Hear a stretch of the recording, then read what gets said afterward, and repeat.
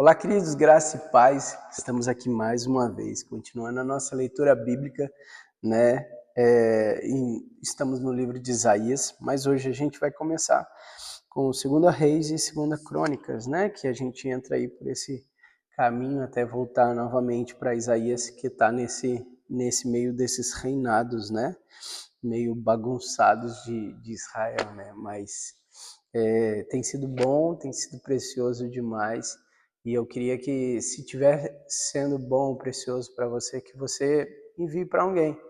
Talvez essa pessoa veja alguém no seu coração que talvez queira acompanhar esse processo da leitura bíblica, né?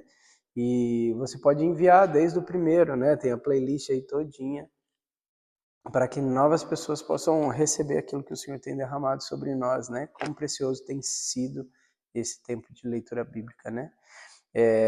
Peço a você já também que já deixe tudo preparadinho, tudo perto aí. Hoje a voz tá um pouquinho pior, né?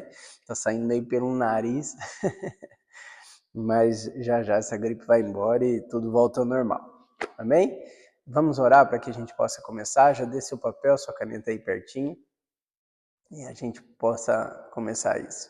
Senhor, obrigado, Senhor, por esse tempo, obrigado por essa leitura, Senhor, obrigado pela oportunidade que o Senhor tem nos dado, Senhor, de desfrutar da Tua palavra, Senhor, de receber aquilo que o Senhor tem derramado sobre nós. Continue falando conosco, Pai, continue ministrando ao nosso coração, derramando sobre nós, Pai, em nome de Jesus, ó Deus. Amém. Vamos lá? Então, como eu disse, a gente vai começar hoje em 2 Reis, capítulo 15, o versículo 32.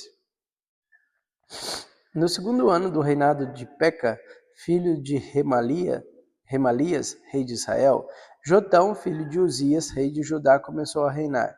Ele tinha 25 anos de idade quando começou a reinar e reinou 16 anos em Jerusalém. O nome da sua mãe era Jerusa, filha de Zadok. Ele fez o que o Senhor aprova, tal como seu pai Uzias. Contudo, os altares idólatras não foram derrubados. O povo continuou a oferecer sacrifícios e a queimar incenso neles. Jotão reconstruiu a porta superior do templo do Senhor. Os demais acontecimentos do reinado de Jotão e as suas realizações estão escritos nos registros históricos dos reis de Judá. Naqueles dias, o Senhor começou a enviar Rezim, rei da Síria, e Peca, filho de Remalias, contra Judá.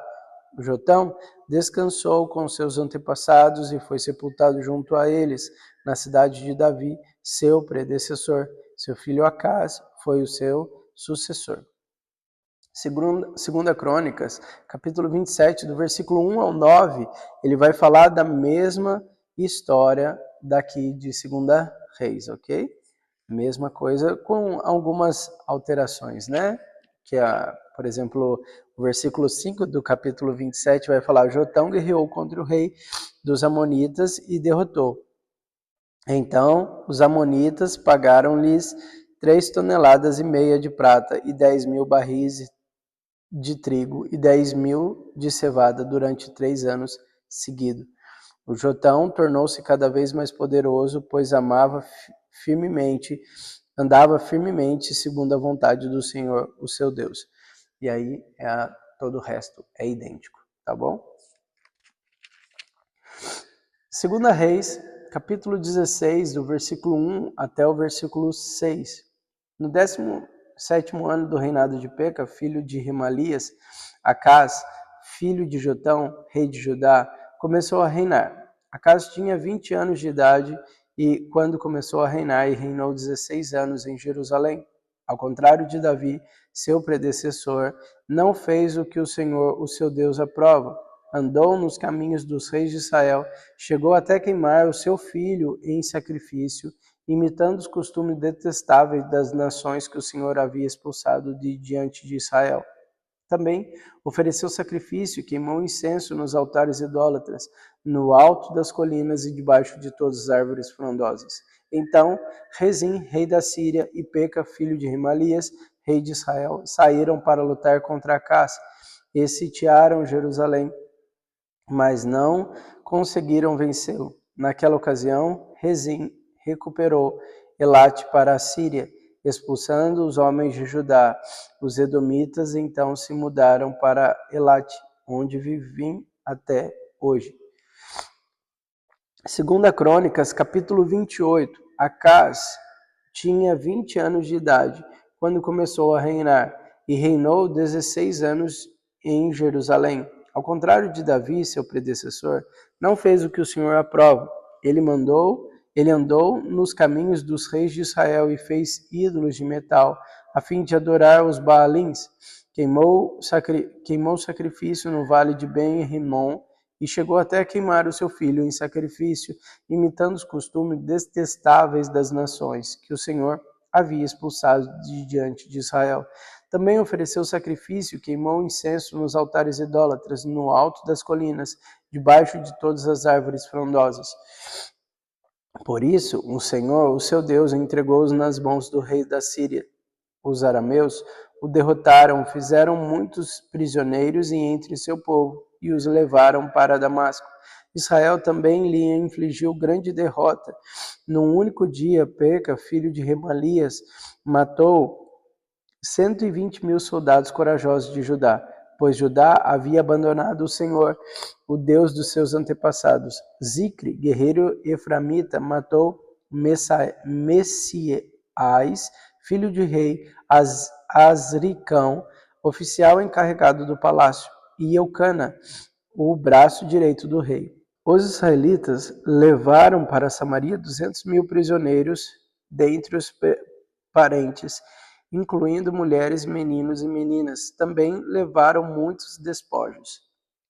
Segunda Crônicas, capítulo 28, a continuação, né? Versículo 9, agora a gente vai até o 15. Não, na verdade, a gente vai até o final de 2 Crônicas 28. Mas um profeta do Senhor, chamado Obed, estava em Samaria e saiu ao encontro do exército. Ele lhe disse: estando irado contra Judá, o Senhor, o Deus de seus antepassados, os entregou nas mãos de vocês. Mas a fúria com que vocês os mataram chegou aos céus. E agora ainda pretendem escravizar homens e mulheres de Judá e de Jerusalém? Vocês também não são culpados do pecado contra o Senhor, o seu Deus? Agora ouça-me e mandem que de volta os seus irmãos que vocês fizeram prisioneiros, pois o fogo da ira do Senhor está sobre vocês. Então Azarias, filho de Jeoanã, Berequias, filho de Messilemote, Jeisquias, filho de Salum, e Amassá, filho de Hadlai, que eram alguns chefes de Efraim, questionaram os que estavam chegando da guerra e dizendo: não dá mais o nosso pecado e a nossa culpa? A nossa culpa já é grande e o fogo da ira está sobre Israel.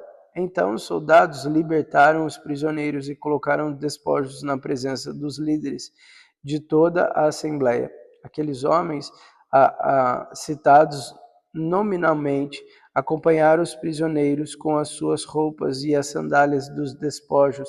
Vestiram todos o que estavam nus e deram-lhe comida e bebida e bálsamo medicinal. Puseram sobre jumentos todos aqueles que estavam fracos. Assim os levaram de volta aos seus palácios residentes em Jericó, a cidade das palmeiras, e voltaram para Samaria. Nesta época, o rei Acaz enviou mensageiros ao rei da Assíria para pedir ajuda. Os edomitas tinham voltado a atacar Judá, fazendo prisioneiros, e os filisteus atacaram a cidade de Cefalá, e no sul de Judá conquistaram e ocuparam Bet-Semes, Aijalon e Gederote, bem como Socó, Timna, Ginzo com os seus povoados. O Senhor humilhou Judá por causa de Acaz, rei de Israel, e por sua conduta desregrada em Judá. Muitos infiéis ao Senhor, infiel ao Senhor. Quando chegou a Tiglat-Pileser, rei da Síria, causou-lhe problemas em vez de ajudá-lo. Acas apanhou algumas coisas do templo do Senhor, do palácio real e dos líderes e ofereceu ao rei da Síria, mas isso não adiantou. Agora, 2 Reis, a continuação do capítulo 16, somente o versículo 7 e o versículo 8. Acas enviou mensageiros para dizer a Tiglat-Pileser, rei da Síria: Sou teu servo e teu vassalo. Vem e salva-me das mãos do rei da Síria e do rei de Israel, que estão me atacando. Acas juntou a prata e o ouro encontrado no templo do Senhor e nos depósitos do palácio real e enviou como presente ao rei da Síria. Então, esses acontecimentos aqui acontecem em meio à vida de Isaías, né? Das profecias que Isaías estava derramando. Tá ok? E aí vamos voltar aqui agora para Isaías capítulo 7. Quando Acas, filho de Jotão e neto de Uzias, era rei de Judá, e o rei Rezim da Assíria e Peca, filho de Remalias, rei de Israel, atacaram Jerusalém, mas não puderam vencê-la. Informaram ao rei, a Síria montou acampamento em Efraim. Com isso, o coração de Acas e do seu povo agitou-se como árvores da floresta agitam-se como o vento.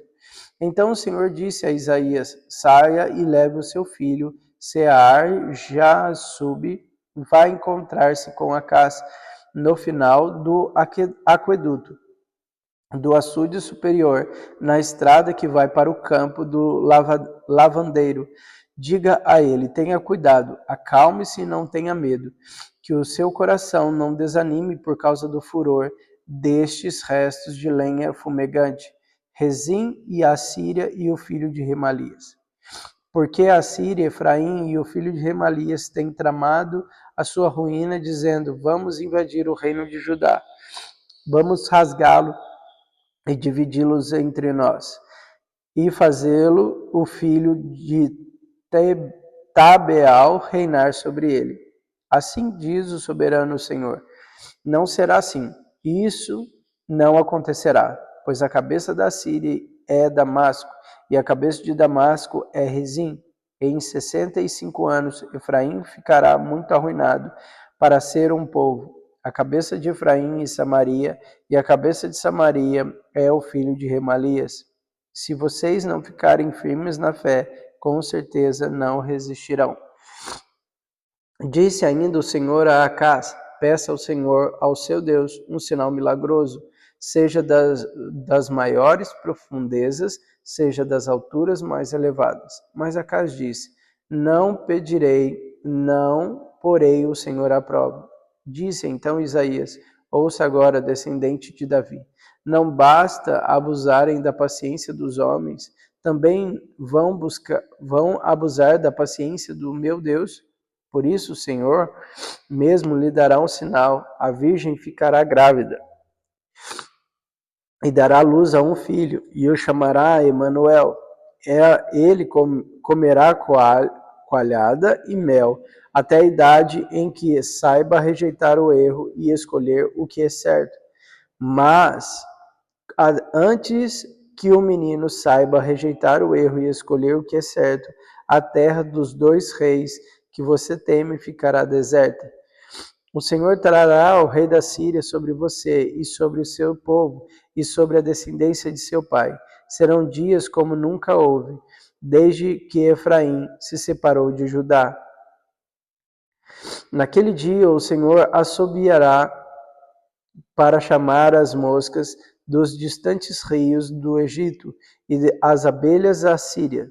Todos virão e pousarão nos vales íngremes e nas fendas das rochas, e todos os espinheiros e em todas as cisternas. Naquele dia o Senhor utilizará uma navalha alugada de além do Eufrates, e o rei da Síria para rapar a sua cabeça e os pelos das suas pernas e da sua barba. Naquele dia, o homem que tiver uma vaca e 2 cabras terá coalhada para comer, graças à fartura de leite que elas darão. todos os que ficarem na terra comerão coalhada e mel. Naquele dia, todo lugar onde havia 1000 videiras, do valor de 12 quilos de prata, será deixado para as roseiras bravas e para os espinheiros. Os homens entrarão ali com arcos e flechas, pois todo o país estará coberto de roseiras bravas e de espinheiros. E as colinas antes lavradas com enxada você não irá mais, porque terá medo de roseiras bravas e dos espinheiros. Nesses lugares os bois ficarão à solta e as ovelhas comerão livremente. Isaías capítulo 8. O Senhor me disse: tome uma placa de bom tamanho, e nela escreva de forma legível: Maher Shalach Hashibas, e chame o sacerdote Urias e Zacarias, filho de Jeberequias, como testemunha de confiança. Então deitei-me como a profetisa, e ela engravidou e deu à luz a um filho, e o Senhor me disse: dê-lhe o nome de Maher-Shalal-Has-Baz, pois antes que o menino saiba dizer papai ou mamãe, a riqueza de Damasco e os bens de Samaria serão levados para o rei da Síria. O Senhor tornou a falar-me: já que este povo rejeitou as águas de Siloé, que fluem mansamente, e alegrou-se com o Rezim e com o filho de Remalias, o Senhor está trazendo contra eles as poderosas e devastadoras águas do Eufrates. O rei da Síria, com todo o seu poderio, eles transbordarão, e todos os seus canais encobrirão todas as suas margens, e inundarão Judá, cobrindo até o pescoço. Seus braços abertos e espalharão por toda a tua terra, ó Emanuel. Continuem a fazer o mal, ó nações, e vocês serão destruídas. Escutem, terras distantes, ainda que vocês se preparem para o combate, serão destruídas. Sim, mesmo que se preparem para o combate, vocês serão destruídas. Mesmo que vocês criem estratégias, elas serão frustradas. Mesmo que faça planos, não terão sucesso, pois Deus está conosco. O Senhor falou comigo com veemência, advertindo-me a não seguir o caminho desse povo. Ele me disse: não chamem conspiração a tudo que este povo chama conspiração. Não temam aquilo que eles temem, nem se apavorem. O Senhor dos Exércitos é o que vocês devem considerar santo. A Ele é quem vocês devem temer. Dele é que vocês devem ter pavor. Para os 2 reinos de Israel, ele será um santuário, mas também uma pedra de tropeço, uma rocha que faz cair. E para os habitantes de Jerusalém, ele será uma armadilha e um laço. Muitos deles tropeçarão e cairão e não serão despedaçados, presos no laço e capturados. Guardem o mandamento com cuidado e sele a lei entre os meus discípulos. Esperarei pelo Senhor, que está escondendo o seu rosto. Da audiência de Jacó, nele porei a minha herança. Aqui estou eu com os filhos que o Senhor me deu. Em Israel somos sinais e símbolos da parte do Senhor dos exércitos que habita no Monte Sião. Quando disserem a vocês: procurem um médium, ou até que consultem os espíritos e murmurem encantamentos, pois todos recorrem aos seus deuses e aos mortos em favor dos vivos. Respondam à lei e aos mandamentos. Se eles não falarem conforme a esta palavra, vocês jamais verão a luz. Aflitos e famintos vaguearão pela terra. Quando estiverem famintos, ficarão irados e, olhando para cima, amaldiçoarão o seu rei e o seu Deus. Depois olharão para a terra e só verão aflição, trevas e temível escuridão, e serão atirados em densas trevas. Gente, a gente vai parar por aqui, porque tá difícil um pouquinho a leitura, né? Vai ficar um pouquinho menor o vídeo, mas eu espero que o Senhor tenha falado ao seu coração. Amém? Em nome de Jesus, que Deus te abençoe e até amanhã.